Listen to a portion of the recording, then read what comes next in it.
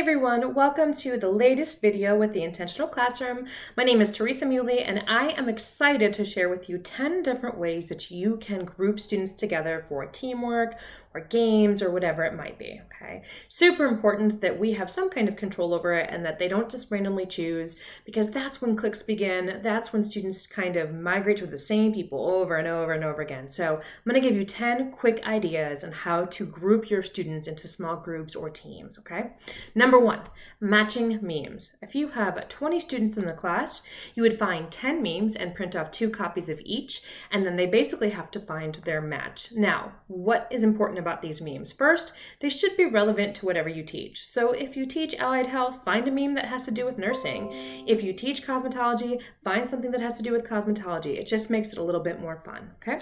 Number two, find their puzzle pieces, all right? So this is really great if you have a team of like 3 or 4, something like that. But basically you take a picture of something, make it relevant to whatever you're teaching, but take a picture of something and cut it into pieces. The students have to find their missing puzzle pieces with each other and put the puzzle together. So this is a little bit of work on the front end, but once you've done it once, you have the puzzles, you can keep reusing them, and it's a really fun way for them to find each other. All right, number 3. An old standard, playing cards. Go buy a deck of cards, right? And you can either buy 2 decks of cards, have them matching, or you can have all the aces get together, all the queens get together, all the king, whatever it might be, okay? Really simple, really easy way to break your students into groups, okay? Number 4, matching Dum Dum candies. You know those really tasty little lollipops that we used to have as kids? I loved that there was like a mystery flavor that I think now as an adult we've decided is pina colada, I'm not sure, or root beer, whatever, you know what I'm talking about, right? So those come in pretty cheap, big bags at the dollar store or Walmart, wherever you want to go. And if you take 2 of the flavors or however many of the flavors you want, you can build teams accordingly. So if you need 5 teams of 4, then you can get 4 of the same flavors, scatter them around the room, and they have to go find their teammate that way, okay? So matching Dum Dum candies. Number 5, famous pairings. So this is a really fun one. You want 2 different pictures. So it might be a picture of a bottle of wine and a picture of cheese. Wine and cheese is a famous pairing, right? Chocolate and peanut butter. There's a million different things you can do. You can do celebrities, whatever you want to do.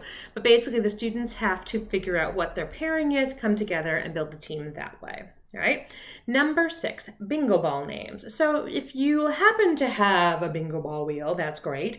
But even if you don't, you can actually put student names on ping pong balls and just stick them in a bowl and randomly draw that way and actually throw them the ball and say, here's your team, right? So you can do it that way, or you can actually number the balls and like 1, 2, 3, 4, 5 and have many of the same number and they draw their ball from there and that's the team that they're on. So that's bingo ball names, all right? The next one is food pairs. Any opportunity we can find to eat together kind of builds that family unit in a classroom. So food pairs could be, go to Sam's Club or Costco and get a big variety pack of snacks. They don't cost a lot of money, and actually place them around the room. And the students have to find their matching snack, right? So if you've got 2 cheddar cheese Doritos, 2 Cool Ranch Doritos, 3, whatever it is, they find their matching and that's how they know who's on their team, right? So that's food pairs. The next is called the Randomly app. And this is a free app that basically you put all of your students' names in there and it randomizes for you and tells you who's on what team. You can also do that with Zoom.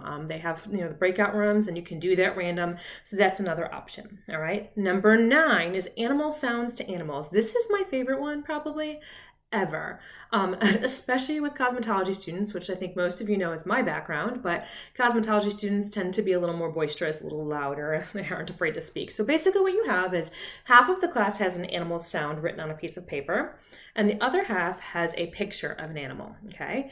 The job of the person with the sound is to actually walk around making the animal sound, okay, making the sound, not just saying cluck, but like actually making the sound. And the person with the animal should find the matching sound to find their teammate. A lot of fun, kind of ridiculous, but if you've ever met me, everything I do is a little bit ridiculous, okay? So that's animal sounds to animals. And then finally, you have paint swatches, a very, very easy one, number 10. And it really just involves going to Home Depot or Lowe's and collecting a bunch of those little placard cards and cutting them up into, or you can get the singles, whatever you want to do. And basically same thing, however many teams you need, that's how many swatches you have out. They find their matching swatch and that's how they find their team. So the cool thing about this is you can use these 10 activities to actually do assigned seating too. I'm a firm believer in assigned seating in a classroom. But what you can do is you can actually hand a student one of these when they walk in, and they have to go find their match, and that's where they sit for the day. So you can use these in a variety of ways, but I thought it was just a fun, quick way to kind of inspire you, give you a little something new to work with, and really, kind of up your classroom management by having a couple different techniques to engage your students and separate them into groups. Thanks so much for watching. Please make sure you follow. It's important that you guys are hearing what we have to say. We're excited to keep sharing information with you, and share with all of your friends. Thank you so much.